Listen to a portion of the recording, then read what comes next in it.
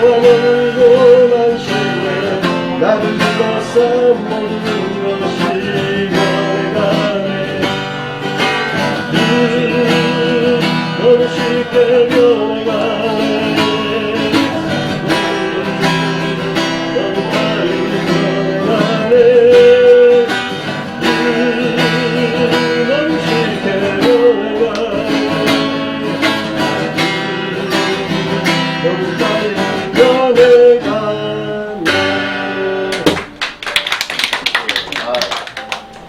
서로 사랑하고 하는 거 보면 조금씩 바뀌어야겠죠, 서로.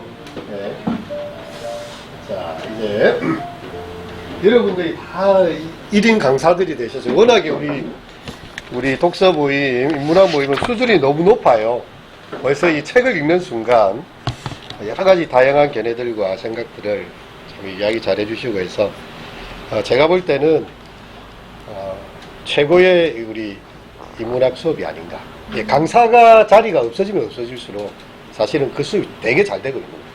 근데 강사만 떠들고 있는 데가 대부분 제일 위험한 것이 아닌가 싶고요.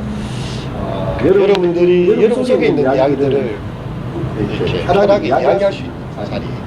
그렇게 하면서 좀 치료가 되고, 아까 중세 수도원에는 영혼을 위한 약상자다 이렇게 책을 읽고 그래가지고 우리의 삶을 새롭게 해석할 수 있을 때 우리의 영혼이 살아나고 사회도 바뀌어질 수 있는 것이죠. 앤서니 브라운이 2010년 7월에 영국 캔터베리에서 일어난 일이 있습니다. 커가면서 그림책 보는 것은 아이들이나 하는 것이라고 생각하지 말기를 바래요. 이 책에 산발을 틱틱거리고 그런 책은 앤서니 브라운 벤치책이 계속 읽고 쓰고 그리도록 하세요. 이게 한국 어린이들에게 보내는 메시지였습니다. 어릴 때만 읽지 말고 계속 읽고 그리고 자기를 받아낼 수 있습니다. 여러분 이거는 엄마만 너무 대변한 게 아닌가 이랬지만 사실은 앤서니 브라운은 우리 아빠가 최고라는 책을 읽었어요. 한 작가의 다양한 책들이 있는데 우리는 한 책만 가지고 그리고 이제 아까 고릴라 이거 나오는데요. 근데 이제 유명한 책이 대체 제가 우리 아빠가 최고다 보니까 이 책으로 많이 알려져 있긴 한데요. 사실 굉장히 무거운 이야기죠. 가정에 엄마가 노동을 너무 많이 하고 있고 엄마만 희생이냐 이렇게 하는 책이 굉장히 무겁고 페미니즘 이야기도 나오고요. 사회 변혁에 대한 이야기도 나오고 다양한 이야기 나올 수 있는데 굉장히 무거운 주제인데 굉장히 유머스럽고 위트 있게 그림책을 표현했죠. 이거 만약에 사회적인 시사 토크로 가면요 설전이 벌어집니다. 진짜 박 터집니다. 누가 과연 이러냐 하는데 작가는 그림책을 통해서 좀 따스한 시선으로 특유의 유머와 위트로 그걸 풀어내고 있기 때문에 이게 좀 색다른 감이 있다는 거죠. 이게 우선 KNN에서 앤서니 브라운이 직접 자기가 실제 처음 그렸던 원화들 그런 게 다 전시가 됐었습니다. 그래서 작은 스케치가 신기하더라고요. 연필로, 사비연필로 그려진 스케치 하나의 스토리가 되고 나중에 책으로 발간되어서 전 세계 아이들의 마음을 파장을 일으켜요. 근데 사실은 그림책은 아이들이 읽기 전에 누가 먼저 읽어요? 엄마들이 읽고 아이들한테 읽어주잖아요. 이거는 사실은 전 세대를 아우르는 책입니다. 그림책은 어른들의 책은 아이들 보지 않습니다.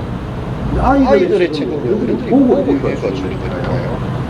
그래서 이 작가 특유의 깊은 심리적 통찰이요. 말로 잘 표현되지 않는 아이들의 미묘한 감정까지도 사실은 그림책에 투영이 되고 있어요. 여러분, 과학은 말할 수 있는 것을 말하는 거잖아요. 설명이 될 수 있는 걸. 근데 예술이라는 것은요, 말할 수 없는 것을 말해줘요. 이게 과학과 예술. 이렇게 인문학과 일반 과학의 차이라고도 할 수 있죠. 말할 수 없는 것을 표현해주고 있습니다. 근데 이 그림책 문화 전시전은 단순한 그림을 넘어서 약간 예술의 경지에까지 이르는 약간 그림을 계속 디테일하게 보시면요 단순하지가 않아요. 이게 여기에 많은 심리적인 표현들이 굉장히 세밀하게 표현이 되어 있습니다. 그래서 그림 세계를 보여주고 우리의 심청에 있는 이야기는요 사실로서 다 표현할 수 있는 말들이 많습니다. 어떻게 이야기할 수 있을까? 이게 바로 이미지입니다. 이 그림은 여러분에게 그 틈새에 숨은 숨은 이야기들 있잖아요. 천간에 숨어있는 이야기, 인간에 인간에 숨어있는 숨어있는 이야기를 표현하게 하는 힘이 바로 그림책에 그림책에 있다. 나중에 또 이야기할 수 있는데 일본의 한 작가가 자기 아들이 갑자기 자살을 했습니다. 너무 충격을 충격을 받았어요. 그래서 어릴 때 자기 아들에게 그림책을 읽어줄 생각해서 그 그림책 지하철에 있는 그림책 오늘을 찾아야 찾아요. 그러면서 그림책을 새롭게 접하게 돼요. 내가 이 이 아들이 어릴 때 읽어줬던 그거를 지금 다시 읽으면서 너무 낯설고 새로운 이야기를 많은 거예요.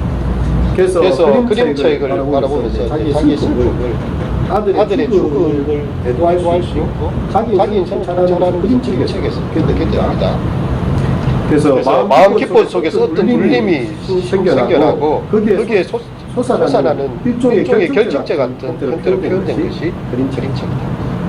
그렇게 일본 작가가 이야기합니다. 우리는 그림책을 몇 번이나 읽는가? 세 번 정도 읽지요. 첫 번째는 부모님이 읽어주었을 때 그림책을 처음 접했고 이제 내가 부모가 되어서 아이들에게 읽어줘야 되는데 두 번째가 한 번 더 인생에 거친 시간이 많이 지나서 흰머리가 좀 났을 때 그때 읽는 그림책은 완전 이해감이 다릅니다. 다르시죠? 네. 이게 어릴 때 읽는 느낌하고 다르거든요. 그래서 어른들이 반드시 읽어야 된다. 어른들이 그림책을 읽어야 된다. 이렇게 이야기하고 있습니다. 그림은 치유의 힘이 있다. 그래서 그림책 원화전을 저는 이 맥카트 사진을 찍은 겁니다. 그래서 이것은 어린이들이 읽는 것이 아니라 어른이 어린이에게 읽어주는 책인 것을 체득하게 되었고요. 어린이 스스로 읽으면 이 말이 무슨 말인지 전혀 모릅니다. 그림을 보고 그냥 이렇게 단순한 이해는 하는데 무슨 말인지를 어린이들은 몰라요. 읽어줘야. 그래서 그 깊이 있는 세계, 그림의 그 디테일함을 보여주고요. 아이들은 어른들이 읽어주는 책을 들으면서 마음속에서 자신만의 새로운 세계가 창조가 됩니다. 앤서니 브라운의 원화전시 저는 가면서 그림책의 소속을 간직한 느낌이 들었고요. 나와 너라는 작품이 있거든요. 미앤투라는 제시는 책인데 우리 가정이 슬퍼 보인다고 해서 다 불행한 것은 아니다 이렇게 이야기합니다. 남들 눈에 슬퍼 보인다고 해서 다 불행하지 않다. 반면 즐거워 보인다고 해서 다 행복한 것도 아니다. 그래서 브라운이 가정에 대한 책을 만들었다. 남들 눈이 뭐 중요한가요? 슬퍼 보여도 우리는 행복해 보이지만 사실 슬프다. 이 감정을 다 표현해 주었습니다. 아이들과 함께 곳곳에서 그림도 그리는 영상도 작품도 감상하면서요. 풍부한 상상과 감상의 세계가 다치지 않고 지난번에 그 이야기를 듣지 않습니다. 산타클로스가 사라지는 순간 산타클로스는 과학적으로 없는 거야, 전설이야 이렇게 말하죠. 아이들의 상상의 세계가 다 깨지는 거야. 산타클로스는 있어.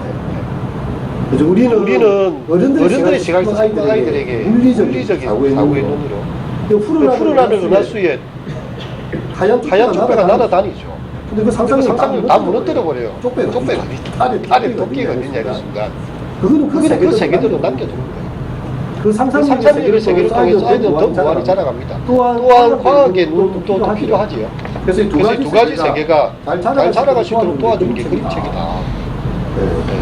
그래서 이 잃어버린 그 뭔가를 발견하기 위해서 앤서니 브라운 아마 종종 이런 우리나라도 그림책에 대한 수준이 굉장히 높아져 가고요. K 그림책이하고 유행할 때가 그래서 K 드라마는 세계를 휩쓸고 있잖아요. K 뮤직도 다 그런데 한국 사람이 가지고 있는 저력은 저는 여기 있다고 생각해요. 여기 애들 조카들하고 그리고 다 컸어요 벌써. 어릴 때 가지고 사진 찍고 월화전에 데려갔다 사진이거든요. 제가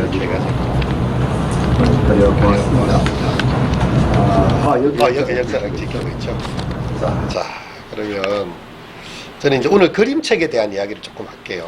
시간 한 10분 정도 해야 될 것 같으네요. 여러분 그림책은 소리와 노래가 있어요. 그걸 들어야 돼요. 그 운율이 있고 그림책에서는 소리와 노래가 들려요. 그리고 아까 이야기했듯이 이중 구조를 가지고 있는데 어른이 사서 어린이가 읽게 됩니다. 그래서 모든 세대가 다 공감할 수 있고 그림도 있으면서 들려주기 때문에 소리가 있는 거예요. 그림책 읽어봐라라고 던져주는 거는 아이들이 읽을 수가 없습니다. 엄마가, 삼촌이, 아빠가 읽어줘야 돼요. 그럼 아이들은 엄마의 이야기를 통해서 아빠의 목소리를 통해서 그림책을 보는 거예요. 듣는 게 먼저 우선이다. 왜냐하면 글을 못 읽잖아요. 예전에 제가 한번 했는지 모르겠는데 우리 아이가 어린이 선생님이 요섭이가 뭐 책을 한글을 다 뗀 것 같아요 라고. 그게 내가 무슨 말이냐, 한글을 다 뗐을 리가 있나 하니까 하도 많이 읽어줘가지고 외우고 있는 거예요. 페이지 넘어갈 때 그대로 읽고 있는 거예요. 그러니까 선생님은 애가 한글을 뗀 줄 알아요.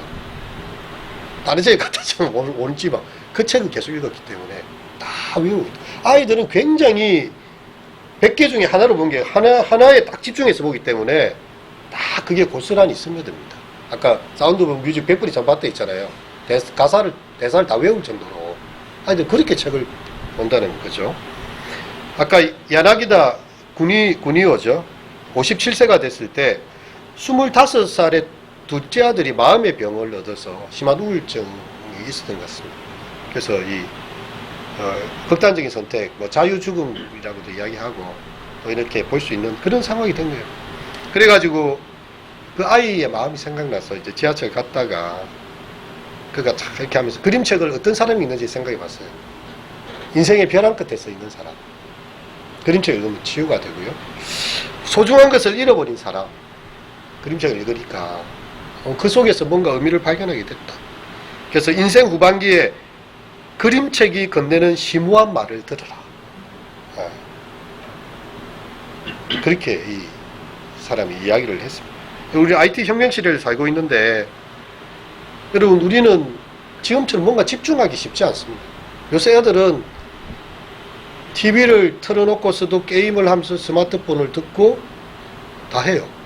우리 집에도 그래 합니다. TV는 TV대로 틀어놓고 게임은 게임대로 하고 스마트폰 그러니까 뭔가 하나에 딱 집중해서 딱 이렇게 영혼을 울리는 시간이 잘 없어요.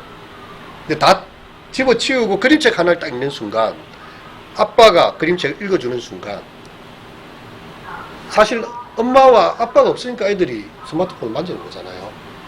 엄마 아빠 놀아주기 귀찮으니까 이 가지고 놀아라는 거잖아요. 또 귀찮게 하지 마. 내 바쁘고 일하는데 신경 쓰게 하지 말라고 던져준 게 애를 망치는 거잖아요. 엄마가 읽어주라는 거죠. 그 시간에 좀 힘들지만 아빠가 읽어주면 그 책에서는요 영혼을 울리는 시간과 공간이 만들었어요. 아이들은 그대로 흡수하기 때문에. 그래서 이 그림책은 그런 의미가 있다. 여러분 바이올린이라는 그 그림책이 있는데 로버트 T. 알렌 이 글과 그림을 다 그렸는데요. 한 소년이 있어요. 이렇게 병에 돈을 막 모읍니다. 조그만 병 같은 거 있잖아요. 돼지 운동 같은 거 병에다가. 그리고 바이올린을 사러 갔어요. 근데 참 보니까 이 바이올린 이 돈 가지고 살 수가 없는데 그래서 이제 가장 싼 바이올린을 이 돈으로 살 수 있는 걸 하나 줍니다. 그래서 이제 자기가 바이올린 켠다고 해보니까 이상한 소리가 나는 거예요. 음악회에서 들었던 그런 멋진 소리가 아니야. 막 찍찍거리고 찍찍 소리도 잘 안 나. 그래서 갖다 버렸습니다. 근데 어느 이상한 할아버지가 가다가 쓰레기통에 바이올린 딱 줍는 거예요. 쭉 들고요. 할아버지가 막 연주를 하기 시작하는데 자기가 버린 거거든. 근데 할아버지 연주하니까 달라. 사실 제 거예요. 그래가지고 제 거예요 라고 이야기를 합니다. 그래서 이 그림의 마지막 문장에 보면 바이올린은 부서져도 소리는 남는다. 이렇게 바이올린 나중에 부서지고 소리는 남는다 이런 이야기였어요. 근데 사실 그런 게 사실 인생이잖아요. 우리의 육체가 사라지지만 바이올린은 다시 사라지지만 음악에 대한 감흥은 남아있잖아요. 영혼의 소리는 영혼은 남아있다는 거죠. 이 바이올린을 누가 연주하냐에 따라서 어떤 사람이 볼 때는 쓰레기통에 처박혀 줄 수밖에 없는 그런 안목에서도 대가가 가져오면요 잘 조율해 가지고 연주하는 기법이 다릅니다. 우리 인생도 누구를 만나느냐에 따라서 내 인생이 달라지는 거예요. 그렇죠. 예, 그렇게 좀 생각을 하시고. 사람들은 누구나 마음속에 비밀의 화원을 가지고 있습니다. 마쯔이 다다시, 굉장히 좀 일본 그림계에서는 유명한 사람인데요. 만약에 그림책 이런 거 찾으면 마쯔이 다다시가 꼭 나올 거예요. 이 사람은 이런 말을 했습니다. 사람은 누구나 마음속에 비밀의 화원을 가진다. 이 마쯔이는요, 엄마와 함께 책을 읽게 됐는데 엄마가 너무 바쁜 사람이에요. 그래서 애를 빨리 재우고 싶어. 근데 애가 안 자. 그래서 늘 이부자리에만 앉혀가지고 계속 책을 읽어주는 거예요. 왜냐면 빨리 자라고. 목적은 자라고. 자기 엄마는 아주 평범한 안악이었고요. 애가 막 좋아하니까 그것만 계속 10번이고 100번이고 읽어주는 것입니다. 근데 대체로 보면 엄마가 피곤해서 자다가 책 읽다가 자버려요, 그냥. 애는 눈이 말똥말똥해. 이 시간이야말로 어머니를 독차지한 유일한 시간이었다. 엄마가 너무 바쁜데 그 시간이야말로 어머니를 독차지할 수 있는 유일한 시간이었다. 마쯔이 다다시가 그렇게 적고 있어요. 그래서 이 말의 본질은 우리가 눈으로 읽는 게 아닙니다. 처음에 말했지만 귀로 듣는 거예요. 어린 시절에 여러분이 뭐 엄마 아빠 이야기를 들었지 책으로 글을 읽었습니까? 안녕하세요, 감사합니다, 고맙습니다 수천 번 수만 번을 들었던 거예요. 그런 말을 어느 순간 입에서 엄마 아빠 나오면서 안녕하세요 말이 튀어나온 거죠. 이미 듣는 게 문제였다, 청각이. 그래서 그림책은 어린이가 읽는 게 아니고 어린이에게 읽어주는 것이다, 이렇게 이야기를 하고 있습니다. 예. 그림책이 왜 필요한가? 야니시다 군이요, 아까 그 자기 아들 자살해서 죽은 그 분이 그림책은요 생명과 공명하는 책이라고 이야기를 했어요. 한 책을 소개하고 있는데 소아과 병동에 2살 아이 요타라는 애가 왔어요. 급성 뇌증이에요. 이게 뭔가 하면 인플루엔자가 이렇게 몸에 잘못 작동해가지고 우리 같으면 백신을 맞았는데 애가 내사 상태 된 상황, 그런 상황이 됐습니다. 근데 8살 누나와 5살 형이 있어요. 항상 물어요. 요타, 우리 2살짜리 동생 언제 와요? 이렇게 하고. 근데 아빠는 알죠. 얘가 더 이상 깨어날 수 없다는 거죠. 그래서 엄마는 또 고민합니다. 아이들에게 이 죽음이라는 것을, 동생의 죽음이라는 것을 어떻게 가르쳐야 될까? 부모의 죽음도 아니고 할아버지 죽음도 아니고 동생의 죽음을 어떻게 가르쳐야 될까? 그래서 생각한 것이요, 한 권의 그림책이었어요. 그림책을 읽어주는 거예요. 그래서 이 오소리 아저씨의 소중한 선물이라는 영국 작가 수잔 발레이의 작품을 쫙 읽어주면서요, 거기에 보면 나는 아주 먼 곳으로 여행을 떠난단다. 그럼 안녕. 그리고 이제 그 옆 이렇게 편지를 남겨놓고 오소리가 떠나거든요. 그 그림책 이야기를 쫙 해주면서 아이들에게 지금 너 동생은 먼저 잠이 든 것이고 먼 나라로 여행을 먼저 간 것이야, 이렇게 그림책을 통해서 설명을 해주는 거죠. 제가 읽었던 그림책 중에는 또 이런 비슷한 내용이 있었어요. 여우와 곰이 항상 같이 놀고 있는데 곰이 더 이상 놀 수가 없대. 왜 그러냐, 그게는 나는 겨울잠을 자러 가야 해. 이별이 너무 슬퍼요. 여우는 왜 같이 나랑 못 놀아주는 거야? 아니, 나는 겨울잠을 꼭 자야 돼. 나는 너와 달라. 이렇게 하면서 이 그림책을 쫙 설명을 하는데요, 삶과 죽음을 이렇게도 설명할 수 있구나, 아이들의 언어로. 저는 그런 생각이 들었습니다.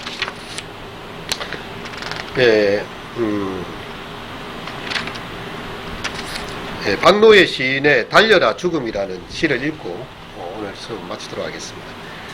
열심히 책을 보느라 독서할 시간이 없다.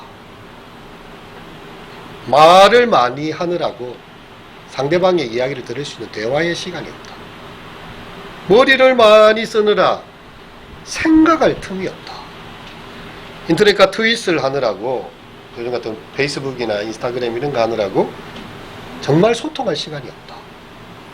갈수록 세상은 빨라진다. 지구의 회전은 그대로인데 갈수록 사람들이 바빠진다. 꽃이 피는 그름은 그대로인데 지금 나는 달리고 싶을 때 달리는 게 아니다. 남들이 달리니까 달려가고 있다. 바삐 달려 행복해서가 아니라 오직 뒤처지지 않기 위해서 빨리 달려간다. 빨리 달려들 것은 삶이 아닌 죽음인데, 죽음의 냄새가 나는 살아남기일 뿐인데, 이렇게 시를 적었습니다. 네. 여러분 열심히 다들 책을 보시지만 진정한 독서를 우리 수업을 통해서 배울 수 있기를 바랍니다. 예, 박수. 네. 다음 시간에 할 책은요, 모리스 샌닥의 이 괴물들이 사는. 야, 이 책은 정말 여러분, 내가 이 스티커도 미리 만들어 왔습니다. 이렇게 읽어주려고. 자, 보시면 알겠지만 전혀 어른 냄새가 안 나는 책이에요. 이 책은요, 그림책계에서 놀라운 전환을 일으켜서 아이들의 입장에서 그림을 찍은 거예요. 모리스 샌닥의 괴물들이 사는 나라. 아까 너희는 돼지야 이랬는데 여기는 너는 괴물 딱지야 이 말부터 시작되거든요. 이 말의 언어가 얼마나 힘이 있는지 이 명명에 따라서 아이는 괴물들이 사는 나라로 가게 돼요. 괴물이라고 자기를 했기 때문에. 그래서 이 아이들이 이걸 읽고 나면 되게 행복해요. 어른들은 무슨 이렇게 그림책이냐. 아이들을 권선징악하고 제대로 똑바로 가르쳐야지 이렇게 이제 약간 도덕적으로 접근하려고 하는데 이건 그렇지 않아요. 아이들의 어느 수준에서, 아이들이 이해하는 수준에서 정말 아이들이 읽고 또 읽고 싶은 그런 책이에요.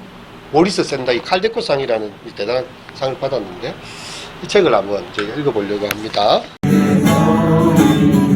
다시 한 번 더 바람이 불어오고